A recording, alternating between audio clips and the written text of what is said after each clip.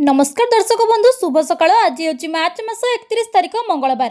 चलतु नजर पकाइबा आज दिन राज्य और देश विदेशर 20टी गुरुत्वपूर्ण खबर उपरे। ता पूर्व जदि आप चैनल नुआ करी अछंती तेज वीडियोटी को गोटे लाइक और शेयर करने सह चैनल को सब्सक्राइब करी कमेंट बॉक्स रे आपण केउ जिल्लार वीडियोटी को देखुचंती जणातु, जहा फल प्रत्येक दिन एपरी नुआ नुआ अपडेट सर्वप्रथमे पाई परिबे। आज प्रथम खबर चिटफंड टंका फेरी पाइले 4,27,487 क्षतिग्रस्त। विधानसभा मुख्यमंत्री उत्तर।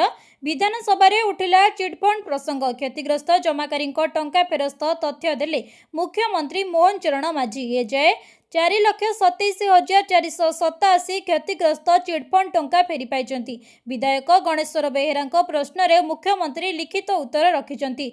रोज भैली ग्रुप, गोल्डन लैंडिंग भैल्यू एवं हाईटेक इस्टेट प्रोमोटर ग्रुप रो 8,78,953 आवेदनकारी मध्य 3,27,642 जन जमाकारी 128 कोटी टंका फेरस्त करा जायछि। अवशिष्ट प्रकृत क्षतिग्रस्त जमाकारी जिलापाल द्वारा टंका फेरस्त प्रक्रिया चालू रही। सेपरी कमिशन सुपारिश करिथिबा 99,845 क्षुद्र जमाकारी 47 कोटी टंका कर्पस पांठिरू फेरस्त करा जायछि। यह 8टी संस्थार संपत्ति जबत सह पर्याप्त फल सरकार को 8.5 कोटी अधिक राशि प्राप्त होइछि। 68टी बेआईन आर्थिक प्रतिष्ठान स्थावर अस्थावर संपत्ति बाज्याप्ति निमंते 90 कोटी प्रस्ताव को राज्य सरकार आदेश देथिबा बेले 42टी निर्देश को न्यायालय कायम रखिछंती। परवर्ती खबर आसीगला छुट्टी लिस्ट। एप्रिल एते दिन बंद रहिबो स्कूल। पिलांको खुशी कहले नौसरे देखंतु हॉलिडे लिस्ट। 2026-27 शिक्षा वर्ष आरंभ हेबाकु जाउछि। या सहित छात्र छात्री मानक पई किछि स्वागत योग्य खबर मध्ये आसीछि। एप्रिल 2026 पई कैलेंडर छुट्टी रो भरिबाकु जाउछि। एही मासरे गुड फ्राइडे, आंबेडकर जयंती, बैसाखी भली प्रमुख पर्व पालन करा जाउछि, जा फलरे देशर विभिन्न राज्य रे स्कूल एवं कॉलेज गुडिक छुट्टी घोषणा करा जायछि। एप्रिल 2026 रे स्कूल गुडिक केबे बंद रहिबो जानंतु। एप्रिल मासर छुट्टी प्रथम सप्ताह आरंभ होउछि, जेउठारे प्रमुख छुट्टी गुडिकर एक तालिका दिया जायछि। एप्रिल 1 बुधवार दिन कमर्शियल बैंक रो एनुअल अकाउंटिंग। यह किछि राज्य रे स्कूल रे एक प्रभाव देखिबाको मिलि पारे। एप्रिल 3 शुक्रवार गुड फ्राइडे। यह एक गेजेटेड छुट्टी होइतिबारु प्राय समस्त स्कूल बंद रहिबो। एप्रिल 5 रविवार। 14 एप्रिल मंगलवार दिन डॉक्टर भीमराव आंबेडकर जयंती। 15 एप्रिल बुधवार दिन बोहाग बिहू बा हिमाचल दिवस निर्दिष्ट राज्य रे पालन करा जाय एही छुट्टी। एवं 17 एप्रिल शुक्रवार दिन चंद्रशेखर जयंती आंचलिक छुट्टी। परवर्ती खबर धान किणा नहीं काली थिला शेष तारिख। एपटे जोगाण मंत्री कहले एमिति कथा। चाषींकर बड़ अपडेट। धान संग्रह नहीं खाद्य जोगाण मंत्री कृष्णचंद्र पात्रंकर बड़ सूचना। काली सुधा धान किणा नहीं डेडलाइन धार्य होइतिबा बेले दरकार पड़िले आ 2 दिन पर्यंत अवधि बढ़ी पारे बोली जोगाण मंत्री कृष्णचंद्र पात्र कहिसंती। अन्य पक्षे नवनिर्माण कृषक संगठन पक्षरु अभिनव प्रतिवाद करा जाउछि। शताधिक चाषी ट्रैक्टर, ऑटो इत्यादि रे धान बस्ता लदी मेडिकल छकरू दंड मारी मारी जाजपुर जिलापालंकर ऑफिस को आसीथिले। जिलापाल ऑफिस सम्मुखरे धान लोड थिबा गाड़ी सह प्रतिवाद सभा करिथिले। सेमानकर मुख्य दाबी चाषी मानकर थिबा बड़का धान टोकन लैब स्थान एवं भाग चाषींकर टोकन विहीन धान को केंद्रीय मंडी खोली आज ही जिला प्रशासन धान किणंतु। आज जिलापालंकर जुग्म जनशुणाणी अभियोग रहितिबा बेले चाषी माने ऑफिस सम्मुखरे बसी रहिचंती। पुलिस प्रशासन पक्षरु व्यापक पुलिस मुतयन करा जायछि। सेपटे जोगाण मंत्री स्पष्ट भावे कहिसंती जदि आज सुधा धान किणा नै डेडलाइन धार्य होइतिले मध्य दरकार पड़िले आ 2 दिन पर्यंत अवधि बढ़ी पारे। परवर्ती खबर आगामी 5 दिन जे काल बैशाखी बिजुली घड़घड़ी 20टी जिला को येलो वार्निंग अलर्ट। 5 दिन काल बैशाखी राज्य में आगामी 5 दिन जे काल बैशाखी लगी रहिबो। आज बिजुली घड़घड़ी 20टी जिला को येलो वार्निंग जारी करिछि पाणीपाग विभाग। आसंता काली 4 जिले में बिजुली घड़घड़ी सह प्रबल वर्षार संभावना रही। केन्दुझर, मयूरभंज, बालेश्वर एवं भद्रक को नहीं ऑरेंज वार्निंग जारी होइछि। सेहीपरि 1 तारिख में काल बैशाखी अधा ओडिशा को येलो वार्निंग अलर्ट जारी करा जायछि।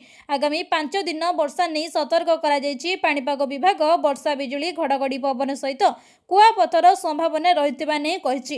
खरा दिने दिनसारा असह्य गरम और गुळुगुळी हेउथिबा बेले आश्वस्ति आनिଥାଏ उपर बेलार ठंडा पवन और वर्षा। तेबे चिंतार विषय होउछि एबे आश्वस्ति देबा परिवर्ते जीवन नेउछि कालबैशाखी। गत 2 दिन तले बारिपदारे कालबैशाखी तांडव करितिला। प्रबल वर्षा और पवन रे 2 मृत 3 जण आहत होइथिले। मृतक हेले बामदास हासिनदास। सेहीपरि खुंटा रास्ता रे कॉलेज छक निकटरे गछ धक्कारे मध्य बाइक आरोहींकर मृत्यु होइथिला। परवर्ती खबर हरमुज शक्ति संकट मध्य बड़ निष्पत्ति नेले सरकार। एबे गहम चाउल सहित मिलिब किरोसिन। ईरान उपरे अमेरिका एवं इस्राएल आक्रमण पर ईरान हरमुज प्रणाली को बंद कर देछि। यह भारत समेत विश्व को शक्ति जोगाण को प्रभावित करिछि। एही परिस्थितिर समाधान पई केंद्र सरकार एक बड़ पदक्षेप नै 60 दिन पई अतिरिक्त किरोसिन जोगाइबा पई एक योजना आरंभ करिसंती। एही निष्पत्ति घरोई ग्राहक मानकु विशेष करी एलपीजी अभाव रे सम्मुखीन हेउतिबा लोकंकु आश्वस्ति प्रदान करबा पई लक्ष्य रखिछि। एही योजना अनुसार राज्य एवं केंद्र शासित अंचल गुड़िकु आवश्यकता घरोई व्यवहार पई अतिरिक्त किरोसिन जोगाई दियाजिबो। किरोसिन पुनरुद्धार जनसाधारण को आश्वस्ति प्रदान करे। एही जरूरीकालीन योजना सरकार 21 अंचल रे किरोसिन जोगाण पुनः आरंभ करबाकू निष्पत्ति नेइचंती, जेउंटारे पूर्वरु यह बंद हो जाइतिला। तेबे प्रारंभिक उद्देश्य हेउछि निश्चिंत करबा जे एलपीजी नथिबा परिवार गुड़िक रोषेई एवं आलोक पई विकल्प इंधन पाई परिबे। पेट्रोलियम मंत्रालय एही अंचल गुड़िकरे किछि निर्दिष्ट पेट्रोल पंप को किरोसिन संरक्षण एवं बंटन करने को अनुमति देछि। प्रति जिले में 2टी पेट्रोल पंप को 5000 लिटर पर्यंत किरोसिन संरक्षण करने को अनुमति दि जाइछि, जहा फल आवश्यक लोकंकु द्रुत जोगाण सुनिश्चित हेबो। परवर्ती खबर कर्मचारी बड़ अपडेट केवेटू बढ़िब दरमा जानतु सरकारक नुआ घोषणा। केंद्र सरकारी कर्मचारी एवं पेंशन भोगी अष्टम वेतन आयोग को नहीं एक बड़ अपडेट सामना को आसी। निकटरे संसद में अर्थ राष्ट्रमंत्री पंकज चौधरी स्पष्ट करी जे सरकार 3 नवेम्बर 2025 रे कार्यानुष्ठानिक भाव अष्टम केंद्रीय वेतन आयोग गठन करिसंती। तेबे कर्मचारी दरमा भत्ता एवं पेंशन उपरे सुपारिश रिपोर्ट प्रदान करने पई आयोग को 18 मास समय दिया जायछि। दरमा वृद्धि को नहीं कहा जायछि। अष्टम वेतन आयोग लागू हेबा विलंब हेले मध्य एहाकु 1 जनवरी 2026 रु ही प्रभावी बोली धराजिबो। तेबे कर्मचारी हाथ को वर्धित दरमा आसिबारे किछि समय लागि पारे। तेबे प्रतिष्ठाता सीए मनीष मिश्र यह संभाव्य विलंबर कारण स्पष्ट करी कहिसंती जे कागज पत्र रे यह जनवरी 1 रु लागू हेबाकु थिले भी वास्तव में वर्धित दरमा कर्मचारी बैंक खाते में 2026 रो शेष आड़कू अर्थात 2026-27 आर्थिक वर्ष रे पहुंचीबार संभावना रही। पूर्व वेतन आयोग गुड़िक संपर्क में मध्य समान धरणर विलंब देखा मिलता। कर्मचारी मानकु अष्टम वेतन आयोग अधीन रे बकेया अर्थ प्रदान कराजिबार पूर्ण संभावना रही। संशोधित वेतन प्रदानर जेते विलंब हेले मध्य एहार हिसाब 1 जनवरी 2026 रु ही कराजिबो। परवर्ती खबर यात्री माने ध्यान दियंतु 42 दिन बंद रहिबो ट्रेन चलाचल। वंदे भारत शताब्दी समेत अनेक ट्रेन रूट बदलिबो।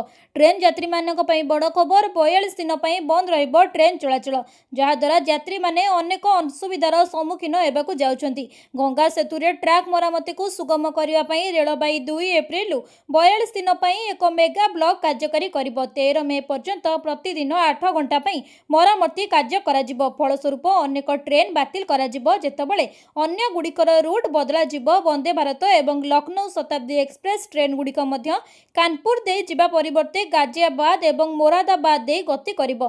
तेबे डाउन लाइन ने ट्रैक मरामती जोगु 2 एप्रिल 13 मे पर्यंत कानपुर लखनऊ रेलपथरे गंगाघाट निकटरे एक मेगा ब्लॉक प्रभावी रहिबो। उत्तर केंद्रीय रेलपथर जनसंपर्क अधिकारी अमित सिंह अनुसार सकाळ 9:30 रु संध्या 5:30 पर्यंत ब्लॉक कार्यक्रम हेबो। स्वर्ण शताब्दी एक्सप्रेस ट्रेन नंबर 12004 2 एप्रिल 13 मे पर्यंत दिल्ली, इटावा, अलीगढ़ एवं कानपुर दे यात्रा करिबो नाही। बदल रे गाजियाबाद एवं मुरादाबाद दे लखनऊ यात्रा करिबो। आनंद विहार, दिल्ली एवं अयोध्या कैंट मध्य रे चलाचल करुथिबा Vande Bharat express train number 22426 मध्य गाजियाबाद, मुरादाबाद एवं लखनऊ दे गति करिबो। परवर्ती खबर महिला 40,000 टंका घोषणा सहित एसपी निर्वाचन प्रचार आरंभ। नोएडा विमान बंदर उद्घाटन उत्सव में बीजेपी समाजवादी पार्टी और कांग्रेस उपरे राजनैतिक आक्रमण आरंभ करथिला। यार परदिन रविवार समाजवादी पार्टीर एक रैली रे राष्ट्रीय अध्यक्ष अखिलेश यादव पालटा यादव दे 2027 विधानसभा निर्वाचन पर बिगुल बजाइथिले। आगामी विधानसभा निर्वाचन को दृष्टि रे रखी समाजवादी पार्टी मुख्य अनेक घोषणा करथिले। सेतिमध्यरु से स्त्री समृद्धि सम्मान योजना अधीन में महिला 40,000 टंकार एक प्रमुख वार्षिक अनुदान घोषणा करथिले। समाजवादी सामंत भाईचारा पीडीए रैली रविवार दिन दादरी रे मिहिर भोज पीजी कॉलेज रे अनुष्ठित होइथिला। एथिरे अखिलेश यादव स्त्री समृद्धि योजनार अधिकारी मानक महिला मानक प्रति वर्ष 40,000 टंका देबार बड़ घोषणा करिसंती। से चाषी मानक बजार हार रे क्षतिपूरण देबारे प्रतिश्रुति को दोहराइथिले एवं युवक मानक पई नियुक्ति एवं तालीम रो एक नूतन व्यवस्था लागू करने विषय कही। से 64% अतिरिक्त क्षतिपूरण एवं 4% जमी देवा विषय में कही। पूर्वतन मुख्यमंत्री भिड़ एवं लोकों उत्साह को देखि कही लोक मैंने स्वेच्छाकृत भाव में आसी जितेबाला विरोधी रैली सरकार जंत्रपाति साहाय्य आयोजित होता। विश्वविद्यालय छात्र छात्री मानक छुट्टी देवा बाहाना डक जाइथिला। अखिलेश यादव राज्यर आईन श्रृंखला परिस्थिति उपरे प्रश्न उठाई कहते अनेक एनकाउंटर नकली एवं प्रशासनिक व्यवस्था उपरे चाप सृष्टि करुछि। ए आईन शासन को प्राथमिकता देबाकू आह्वान करिसंती। परवर्ती खबर एनएचएआर बड़ घोषणा एप्रिल 1 रु बढ़िबो। एप्रिल 1 रु फास्टैग वार्षिक देय बढ़िबो बोली भारतीय जातीय राजपथ कर्तृपक्ष एनएचएआर पक्षरु घोषणा करा जायछि। गत वर्ष होइतिबा एई प्रीपेड टोल योजना पास मूल्य 3,000 टंका रही। एथिरे 200 थर पर्यंत किंबा संपूर्ण गोटे वर्ष जेउठी प्रथमे टोल अतिक्रम करने अनुमति रही। एप्रिल 1 रु आरंभ होता 2026-27 आर्थिक वर्ष पर फास्टैग वार्षिक पास मूल्य रे 75 टंका वृद्धि करा जाय 3,075 टंका रखा जायछि। सड़क परिवहन एवं जातीय राजपथ मंत्रालय पक्षरु नुआ मूल्य घोषणा करा जायछि। जातीय राजपथ देय मूल्य निर्धारण और संग्रह नियम 2008 रो व्यवस्था अनुसार मूल्य रे संशोधन करा जायतिबा मंत्रालय रही। तेबे संप्रति 56 लाख रु ऊर्ध्व फास्टैग बास यूजर अछंती। तेबे घरोई जान मालिकों मध्य फास्टैग पे आग्रह बढ़ी। जातीय राजपथ एवं जातीय एक्सप्रेसवे 1,150 प्लाजा रे वैध फास्टैग थिबा योग्य अण व्यावसायिक जान पे संशोधित दर लागू हेबो। परवर्ती खबर सरकार को बड़ घोषणा चाषी शुणिले होइजिबे खुशी। देश में आगामी खरीफ ऋतु को नहीं चाषी माने किछि आश्वस्ति पाइचंती। केंद्र सरकार स्पष्ट करी कहचंती जे देश में प्रचुर परिमाणर सार गच्छित अछि एवं चाषी माने कोनोसी अभावर सम्मुखीन हेबे नाही। या व्यतीत सरकार निश्चिंत करिसंती जे यूरिया एवं डीएपी भली अत्यावश्यक सार नियंत्रित मूल्य रे उपलब्ध हेबो। सरकारी तथ्य अनुसार देश में यूरिया स्टॉक वर्तमान गत वर्ष तुलन में अधिक।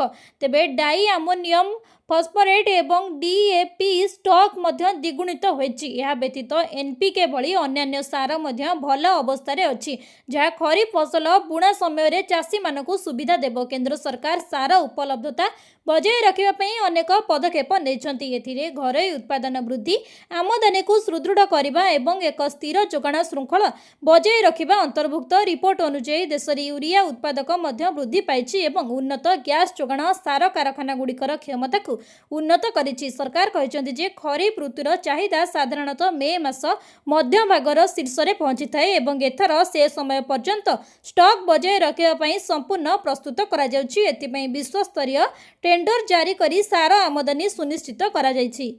परवर्ती खबर महंगा इंधन महंगा टिकेट। एप्रिल 1 रु खाली हेबो आपणकर पॉकेट एमिति बिगिड़ जिवो बजेट। तेबे विमान टर्बाइन इंधन एटीएफ विमान रे व्यवहृत इंधन पई नूतन मूल्य एप्रिल 1 तारिख रु कार्यकारी हेबो एवं एथर एहार संकेत आशाजनक देखा जाउ नाही। अंतर्जातीय अशोधित तैल मूल्य वृद्धि पूर्वरु चाप वृद्धि पाइबार सूचना देछि। जेहेतु एही मूल्य गुड़िक प्रति मासर प्रथम तारिख रे अपडेट करा जाय तेबे गत मासरु आरंभ होइतिबा युद्धर प्रभाव जहाँ मार्च 1 तारिख रे घोषित दर रे प्रतिफलित होई नथिला किंतु वर्तमान परिस्थिति रे बदली जाइछि। आज मध्य पश्चिम एशिया रे चलितिबा उत्तेजना जोगु अंतर्जातीय बाजार रे अशोधित तैल मूल्य वृद्धि पाइछि।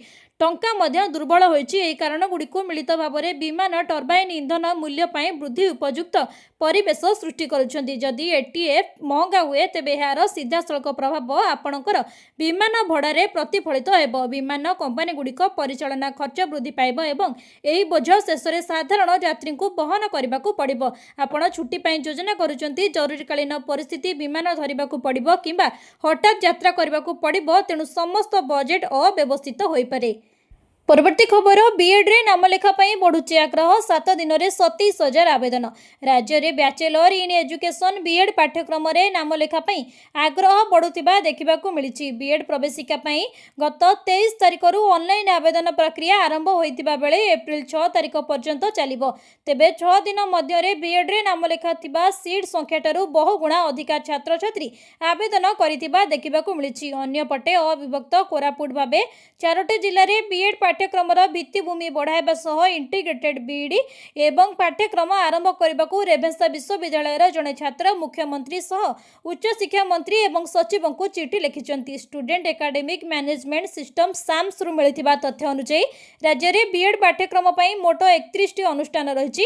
ଏହି ଶିକ୍ଷାନୁଷ୍ଠାନରେ ମୋଟ ସିଟ୍ ରହିଛି 2,800।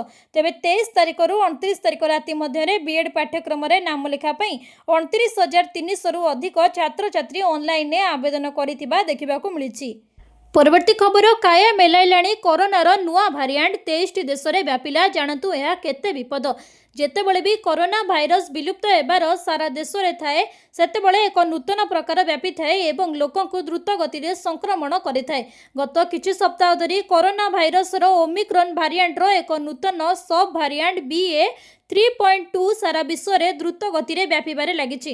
ଦକ୍ଷିଣ ଆଫ୍ରିକାରେ ପ୍ରଥମେ ଚିହ୍ନଟ ହେବା ପରେ ଏହି ପ୍ରକାର ଏବେ ଆମେରିକା ଏବଂ ୟୁରୋପ ସମେତ ବିଶ୍ୱର 23ଟି ଦେଶରେ ବ୍ୟାପିଛି। ସ୍ୱାସ୍ଥ୍ୟ ବିଶେଷଜ୍ଞମାନେ ଏହି ଭାରିଆଣ୍ଟକୁ ସିକାଡା ନାମ ଦେଇଛନ୍ତି। ତେବେ ସିକାଡା ଭାରିଆଣ୍ଟର ସବୁଠାରୁ ଆଶ୍ଚର୍ଯ୍ୟଜନକ କଥା ହେଉଛି ଏଥିରେ ଥିବା ମ୍ୟୁଟେସନ୍ ସଂଖ୍ୟା ପ୍ରାୟ 70ରୁ 75 ମ୍ୟୁଟେସନ୍ ମିଳିଛି, ଯାହା ଏହାକୁ ପୂର୍ବ ସମସ୍ତ ମ୍ୟୁଟେସନ୍ ଅପେକ୍ଷା ଅଧିକ ସଂକ୍ରମଣ କରିପାରେ। ରିପୋର୍ଟ ଅନୁଯାୟୀ ସିକାଡା ଭାରିଆଣ୍ଟରେ ପ୍ରାୟ 70ରୁ 75 ମ୍ୟୁଟେସନ୍ ଦେଖାଯାଉଛି, ଯାହା ମୁଖ୍ୟତଃ ଏହାର ସ୍ପାଇକ୍ ପ୍ରୋଟିନ୍ର ଅବସ୍ଥିତ। ତେବେ ବୈଜ୍ଞାନିକମାନେ ବିଶ୍ୱାସ କରନ୍ତି ଯେ ଏହି ଅସାଧାରଣ ସଂଖ୍ୟକ ମ୍ୟୁଟେସନ୍ ଏହାକୁ ବିଦ୍ୟମାନ ଟୀକାରୁ ରକ୍ଷା କରିବାରେ ସକ୍ଷମ କରିଥାଏ। ତେବେ 25ଟି ଆମେରିକୀୟ ରାଜ୍ୟରେ ମାମଲା ମିଳିଛି ଏବଂ ଏହା ବିମାନ ବନ୍ଦରର ବର୍ଜ୍ୟସ୍ଥଳ ଏବଂ ଯାତ୍ରୀ ନମୁନାରେ ନିଶ୍ଚିତ ହୋଇଛି। ଏହାର ଉଚ୍ଚ ମ୍ୟୁଟେସନ୍ ହାର ଯୋଗୁଁ ଏହାକୁ ନଜରରେ ଥିବା ଏକ ମ୍ୟୁଟେସନ୍ ଭାବରେ ବର୍ଗୀକୃତ କରାଯାଇଛି। ପରବର୍ତ୍ତୀ ଖବର, ଡ୍ରାଗନର ତୃତୀୟ ନୟନ ଉପରେ ଷ୍ଟ୍ରାଇକ୍। ଏପ୍ରିଲରୁ ଭାରତରେ ଚାଇନା ସିସିଟିଭି ବ୍ୟାନ୍। ସୁରକ୍ଷା ବଦଳରେ ଶତ୍ରୁ ରଖୁଛି ନଜର। ଭାରତରେ ସିସିଟିଭି କ୍ୟାମେରାକୁ ନେଇ ବଡ଼ ନିଷ୍ପତ୍ତି। ଏହି ନିଷ୍ପତ୍ତି ଦେଶର ସୁରକ୍ଷା ସମ୍ପର୍କିତ ରହିଛି। ନିଜର ଘର ଓ ଅଫିସରେ ସୁରକ୍ଷା ପାଇଁ ଲୋକେ ଯେଉଁ କ୍ୟାମେରା ଲଗାଉଛନ୍ତି, ଏବେ ତାହା ବିପଦର କାରଣ ପାଲଟିଛି। ଗତ କିଛି ସମୟ ହେବ ଭାରତରେ ସିସିଟିଭିର ସିକ୍ୟୁରିଟିକୁ ନେଇ ପ୍ରଶ୍ନ ଉଠୁଛି, କାରଣ ଅଧିକାଂଶ ସିସିଟିଭି କ୍ୟାମେରା ଖୁବ୍ ବିପଦରେ ରହିଛି। ଏହାର ଅର୍ଥ ହେଉଛି ଦୁର୍ବଳ ସିକ୍ୟୁରିଟି ଏବଂ ପଲିସି। କାରଣ ଭାରତରେ କମ୍ ସିକ୍ୟୁରିଟି ଥିବା ଚାଇନା ସିସିଟିଭି କ୍ୟାମେରା ବିକ୍ରି କରାଯାଉଛି, ଯାହାକି ଲୋକଙ୍କର ସୁରକ୍ଷାକୁ ନେଇ ବଡ଼ ବିପଦ। ଏହି ରିପୋର୍ଟ ଅନୁଯାୟୀ 1 ଏପ୍ରିଲରୁ ହିକ୍ ଭିଜନ୍, ଡାହୁଆ ଏବଂ ଟିପ୍ ଲିଙ୍କ୍ ଭଳି ବଡ଼ ବ୍ରାଣ୍ଡର ସିସିଟିଭି କ୍ୟାମେରା ବିକ୍ରି ଉପରେ ରୋକ ଲାଗିପାରେ, କାରଣ ଏହିସବୁ ଚୀନ କମ୍ପାନୀର ସରକାର ଏଭଳି କ୍ୟାମେରା ବ୍ୟବହାର ଏବଂ କିଣିବା ଉପରେ ରୋକ ଲଗାଇବାର ପ୍ରସ୍ତୁତିରେ ଅଛନ୍ତି। ତେବେ ନିକଟରେ ସାମ୍ନାକୁ ଆସିଥିଲା ଏଭଳି କିଛି ଘଟଣା, ଯାହା ଚକିତ କରିଦେଇଥିଲା। ଦେଶର କିଛି ରେଲୱେ ଷ୍ଟେସନରେ ଲାଗିଥିବା ସିସିଟିଭି କ୍ୟାମେରା ଫିଡ୍ ପାକିସ୍ତାନର ଗୁଇନ୍ଦା ଏଜେନ୍ସି ISI ପର୍ଯ୍ୟନ୍ତ ପହଞ୍ଚିଥିଲା। ଏହି ଖୁଲାସା ପରେ ସୁରକ୍ଷା ଏଜେନ୍ସି ସତର୍କ ହୋଇଛି। ଏହାର ତୁରନ୍ତ ପରେ ସରକାରୀ ନିର୍ଦ୍ଦେଶ ଜାରି କରି ସରକାର କାର୍ଯ୍ୟାଳୟରେ ଏହି ସିସିଟିଭି କ୍ୟାମେରା ଲଗାଯାଉ, ଯାହା ସମ୍ପୂର୍ଣ୍ଣ ଭାବରେ ସୁରକ୍ଷିତ ଏବଂ ସ୍ମାର୍ଟ ଫାଇଟ୍। ତେବେ ଆଜିକାଲି ଅଧିକାଂଶ ସିସିଟିଭି କ୍ୟାମେରା ଇଣ୍ଟରନେଟ୍ ସହ ଲିଙ୍କ ରହୁଛି। ଏହା କେବଳ ଆପଣଙ୍କର ମୋବାଇଲ ନୁହେଁ, ବରଂ କମ୍ପାନୀର ସର୍ଭର ସହ ମଧ୍ୟ କନେକ୍ସନ ରହୁଛି। ପରବର୍ତ୍ତୀ ଖବର, ଶ୍ରୀମନ୍ଦିର ନୀଳଚକ୍ର ଉପରେ ପୁଣି ବସିଲା ଚିଲ। ଜାଣନ୍ତୁ କ'ଣ ସଂକେତ ଦେଲେ ମହାପ୍ରଭୁ। ଶ୍ରୀମନ୍ଦିର ପତିତପାବନ ବାନାରେ ପୁଣି ବସିଲା ଚିଲ। ସୋମବାର ଦିନ ଏକ ଚିଲ ନୀଳଚକ୍ର ଚାରିପଟେ ଘୁରି ବୁଲିବା ପରେ କିଛି ସମୟ ଧରି ବସିଥିବା ଦେଖିବାକୁ ମିଳିଥିଲା। ତେବେ ନୀଳଚକ୍ରର ଉପରେ ଚିଲ ବସିବାକୁ ନେଇ ବିଭିନ୍ନ ମହଲରେ ନାନା କଳ୍ପନା ଜଳ୍ପନା ଆରମ୍ଭ ହେଲାଣି। କେହି କେହି କହୁଛନ୍ତି ଶୁଭ ସଂକେତ କହୁଥିବା ବେଳେ କେହି କେହି ରାଜ୍ୟ ପ୍ରତି ବଡ଼ ବିପଦ ଆସିବାର ସଂକେତ ଦେଉଛନ୍ତି, ଯାହାକୁ ନେଇ ଭକ୍ତ ଏବେ ଚର୍ଚ୍ଚା ଆରମ୍ଭ ହୋଇଛି। ସୂଚନା ଅନୁଯାୟୀ ସୋମବାର ଦିନ ସକାଳ ସମୟରେ ଏକ ଚିଲ ଶ୍ରୀମନ୍ଦିର ଉପରେ ଉଡୁଥିଲା। କିଛି ସମୟ ଉଡ଼ିବା ପରେ ଚିଲଟି ପତିତପାବନ ବାନା ଉପରେ ବସିଥିଲା। କିଛି ମିନିଟ୍ ଧରି ବସିବା ପରେ ପୁଣି ଉଡ଼ି ଯାଇଥିଲା। ତେବେ ପତିତପାବନ ବାନା ଉପରେ ଚିଲ ବସିବା ଶୁଭ କି ଅଶୁଭ ତାହାକୁ ନେଇ ବିଭିନ୍ନ ମହଲରେ ପ୍ରଶ୍ନ ଉଠିଛି। କେତେଜଣ ସେବାୟତ ଏହାକୁ ମହାପ୍ରଭୁଙ୍କର ବଡ଼ ସଂକେତ ବୋଲି କହିଛନ୍ତି। ଚିଲ ପତିତପାବନ ବାନା ଉପରେ ବସିଲେ ଦେଶରେ ବିପର୍ଯ୍ୟୟ ଘଟିଥାଏ। ଭୂମିକମ୍ପ, ଭୂସ୍ଖଳନ, ବନ୍ୟା, ବାତ୍ୟା ଭଳି ପ୍ରାକୃତିକ ବିପର୍ଯ୍ୟୟ ସହ ଖାଦ୍ୟ ଅଭାବ, ଗୃହଯୁଦ୍ଧ ବୃଦ୍ଧି ପାଇଥାଏ ବୋଲି ସେମାନେ କହିଛନ୍ତି। ପରବର୍ତ୍ତୀ ଖବର, କିଏ ହେବ ବିହାରର ପରବର୍ତ୍ତୀ ମୁଖ୍ୟମନ୍ତ୍ରୀ? ନୀତିଶ ଏମଏଲସି ଏବଂ ନିତିନ ଏମଏଲ ପଦବୀରୁ ଦେଲେ ଇସ୍ତଫା। ତେବେ ବିହାର ମୁଖ୍ୟମନ୍ତ୍ରୀ ନୀତିଶ କୁମାର ଶେଷରେ ତାଙ୍କ ବିଧାନ ପରିଷଦ ସଦସ୍ୟତାରୁ ଇସ୍ତଫା ଦେଇଛନ୍ତି। ସେ ରାଜ୍ୟସଭାକୁ ନିର୍ବାଚିତ ହୋଇଛନ୍ତି। ବରିଷ୍ଠ ଜେଡିୟୁ ନେତା ଏବଂ ମନ୍ତ୍ରୀ ବିଜୟ ଚୌଧୁରୀ କହିଛନ୍ତି ଯେ ନୀତିଶ କୁମାର ଇସ୍ତଫା ଦେଇଛନ୍ତି। ଇସ୍ତଫା ପତ୍ର ଏବେ ବାଚସ୍ପତିଙ୍କ ନିକଟରେ ଦାଖଲ କରାଯିବ। ଏବେ ସବୁଠାରୁ ବଡ଼ ପ୍ରଶ୍ନ ହେଉଛି ଯେ ବିହାରର ପରବର୍ତ୍ତୀ ମୁଖ୍ୟମନ୍ତ୍ରୀ କିଏ ହେବେ? ସୂତ୍ର ଅନୁଯାୟୀ ନିତିନ ନବୀନ ମଧ୍ୟରେ ତାଙ୍କ ବିଧାୟକ ପଦରୁ ଇସ୍ତଫା ଦେଇଛନ୍ତି। ନବୀନଙ୍କୁ ବିଜେପିର ରାଷ୍ଟ୍ରୀୟ ଅଧ୍ୟକ୍ଷ ନିଯୁକ୍ତି କରାଯାଇଛି ଏବଂ ସେ ରାଜ୍ୟସଭାକୁ ମଧ୍ୟ ନିର୍ବାଚିତ ହୋଇଛନ୍ତି। ଜେଡିୟୁର ରାଷ୍ଟ୍ରୀୟ ଅଧ୍ୟକ୍ଷ କୁମାର ମାର୍ଚ୍ଚ 16 ତାରିଖରେ ସଂସଦର ଉଚ୍ଚ ସଂସଦକୁ ନିର୍ବାଚିତ ହୋଇଥିଲେ ଏବଂ ଦଳୀୟ ସୂତ୍ର ଅନୁଯାୟୀ ଏମଏଲସି ପଦରୁ ଇସ୍ତଫା ଦେଇ 14 ଦିନର ଅବଧି ଆଜି ଶେଷ ହୋଇଛି। ସମ୍ବିଧାନର ଏକ ବ୍ୟବସ୍ଥା ଅଛି ଯେ 14 ଦିନ ମଧ୍ୟରେ ଇସ୍ତଫା ଦାଖଲ କରିବାକୁ ପଡ଼ିବ ଏବଂ ସେହି ଅନୁସାରେ କାମକୁ ଆଗକୁ ନେବାକୁ ପଡ଼ିବ। ନୀତିଶ ବିହାର ବିଧାନ ପରିଷଦର ସଦସ୍ୟତାରୁ ଇସ୍ତଫା ଦେଇଛନ୍ତି କିନ୍ତୁ ମୁଖ୍ୟମନ୍ତ୍ରୀ ପଦରୁ ଇସ୍ତଫା ଦେବା ନେଇ ସସ୍ପେନ୍ସ ଜାରି ରହିଛି।